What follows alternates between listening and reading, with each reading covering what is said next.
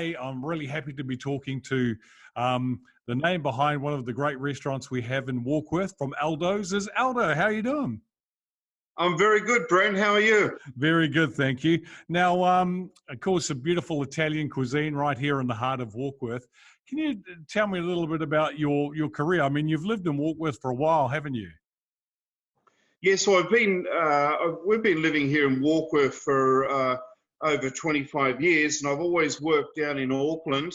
But then recently, just over a year ago now, Susan, my wife, saw that Subway closed down here in Warkworth, and then she pushed me in the door with a tape measure and the landlord, and said, "Don't come out till you have a look."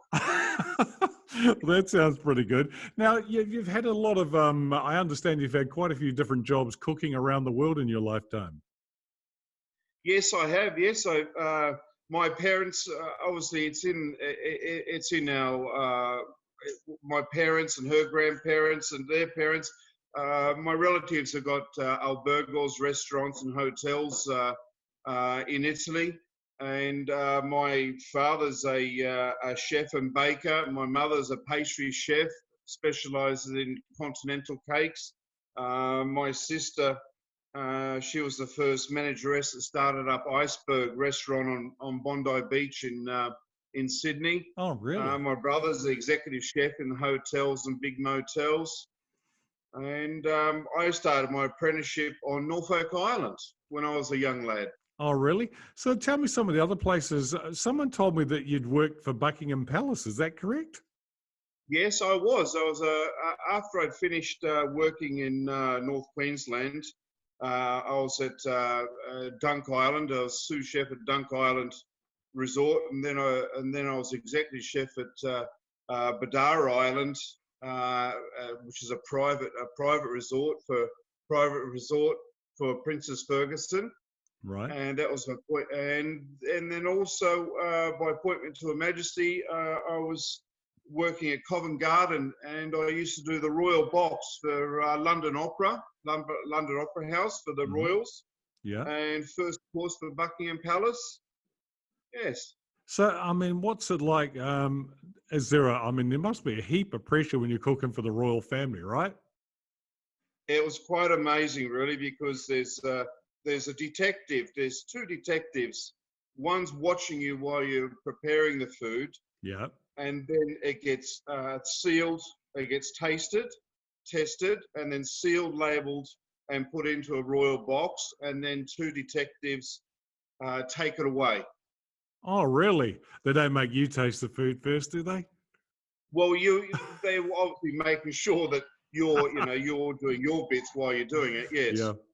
Any sort of unusual requests you ever had to cook anything? Like, what did anyone say, hey, I'd really like something maybe from New Zealand if you could cook it up for me?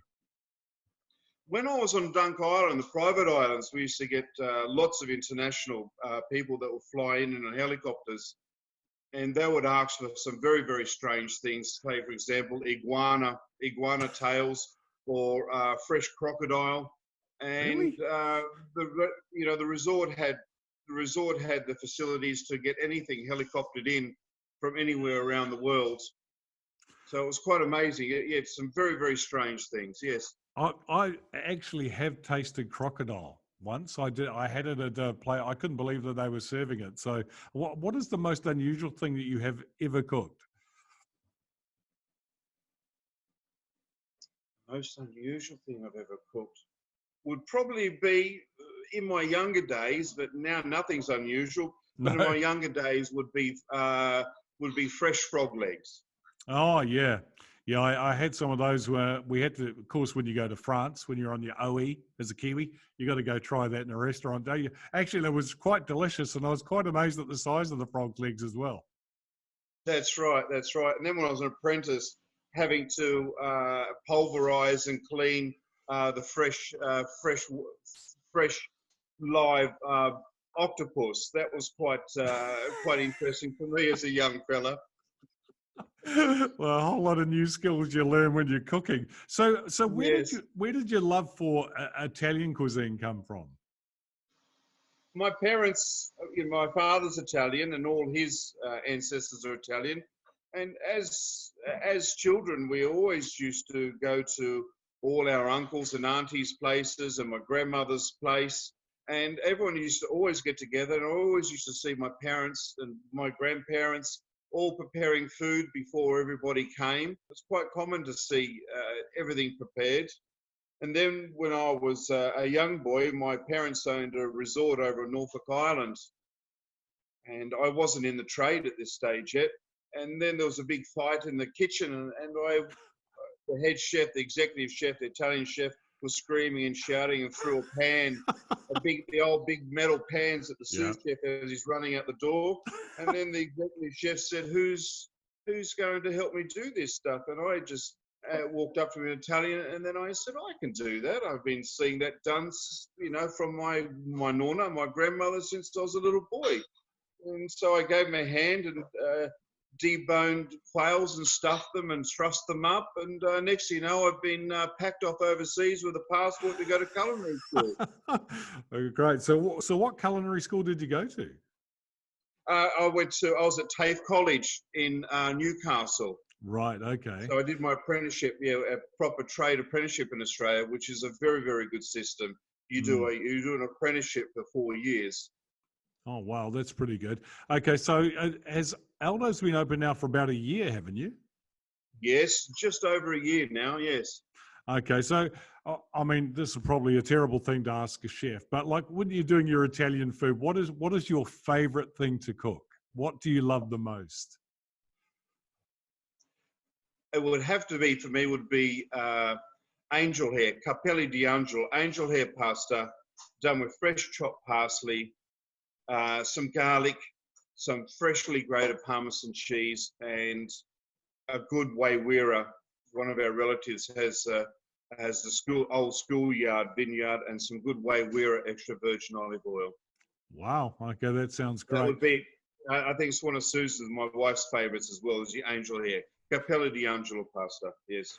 So when you went into Aldo's and you started to think about the menu, how do you put your menu together? Because there's so much that you could choose from, right? Brent, it was very, very different thinking for me, being in very large restaurants and operating large hotels, to have a very, very small amount of space here. I built the site over 3 months here in Warkworth. It was a rethinking how to do a small amount of things really good, and do the making our own raviolis and our own desserts in such a small amount of space. So it was rethinking to do less, but make it better and make it more. Right, because I think with Kiwis too, do you think they have certain expectations when they go to an Italian restaurant, what they should be able to order? Definitely one of the main favourites we've found here in Warkworth, and also people that ring up on their way home coming back from work in Auckland, definitely is fettuccine. Fettuccine with chicken and mushrooms, parsley and garlic butter, some white wine and cream, and finished with Parmesan cheese, we can barely even keep up with it. And our own ravioli, we can barely keep up with it. So is that carbonara? Would that be like what would be carbonara?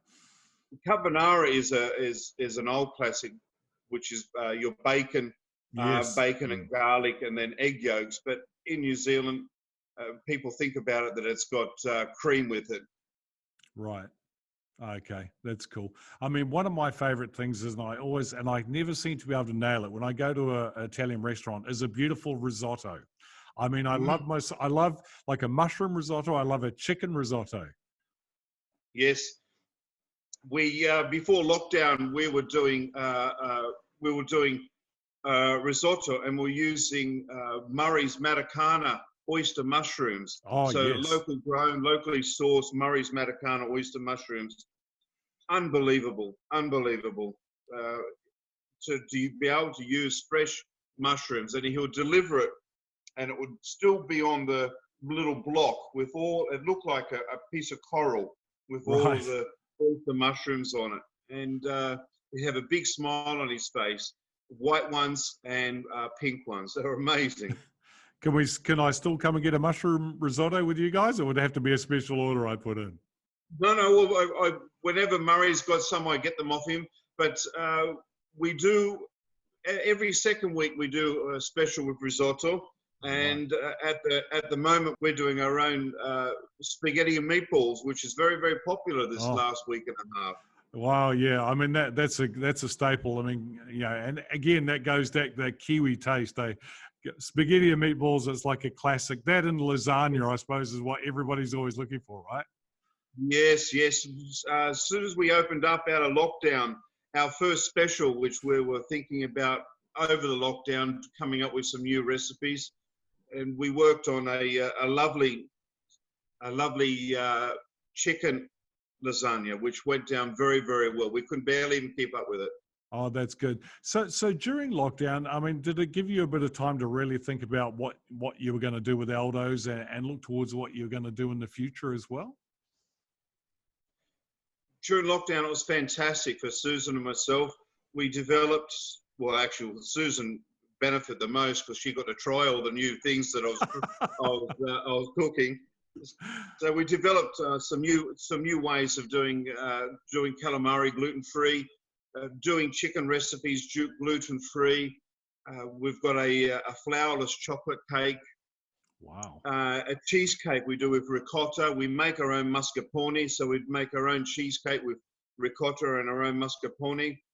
So it was very, very good. I think Susan liked it the most, that's for sure. Yeah. No, that's pretty good. So, and you obviously you do source a lot of local ingredients, right? We do. When I can get hold of local seafood, I get hold of local seafood. The oyster mushrooms from Murray. We always use. I get organic tomatoes and beans from Dargaville, and he comes once a week. Or if he's not around, he gives me a call, or I give him a call and he delivers them for me, which is fantastic. Organic. We always have organic parsley, basil, all our fresh herbs. Always done local. Oh, that is good. I mean, and you're catering, like with the gluten-free, there's a whole lot of different dietary requirements. And it's just so good that you're adjusting your menu to give these options, because it's really important, isn't it? When people come in, that they know that they can do that rather than going, well, this is what you get and this is it. No, you're right there, Brent. When people call up to make a booking, it happens very, very regularly, and they say we have a celiac. We had a group the other night, and one person was a celiac, so they don't feel intimidated to come and talk to me about what they can have and what they feel comfortable with having. And we have separate utensils. We have gluten-free pasta as well. So everything we can cater for them, and lots of Italian food is basically, besides normal pasta, lots of Italian food, as you know, is just your vegetables and your tomato sauce. There's no flour in it anyway, so it works out very well for people. Yeah, and that's great. And the good thing is that I'm sure that it still has all that great Italian flavor. And so when you are cooking everything, are you always thinking back to those classic recipes that you grew up with, adding little things here and there that are different from what would be done traditionally, or do you try to stick to the traditional way of putting it together? Brett, I'm finding people like to have their food a lot simpler than when I trained when I was a young boy, where it was very, very heavy, very, very heavy sauces. These days, for example, for a spaghetti Napoli, tomato, basil, garlic, extra virgin olive oil, Parmesan cheese. It seems to be the lighter and the less amount of ingredients. People are really enjoying that. Yeah, you're still getting the same flavor, really. You don't. Sometimes you can overcomplicate a dish, can't you?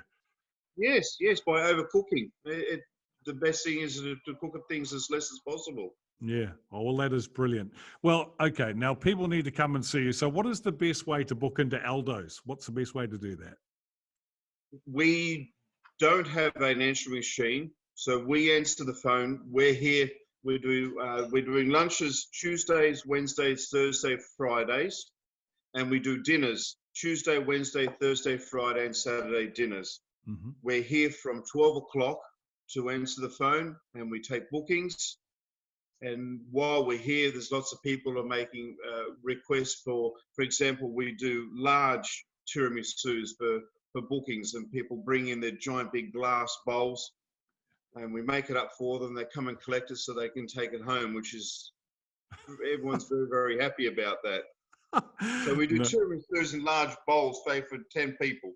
Wow. Okay, that's good. So that's brilliant. So the best to call you, obviously go to your Facebook page as well. I've seen a lot of people commenting and asking questions on your Facebook page.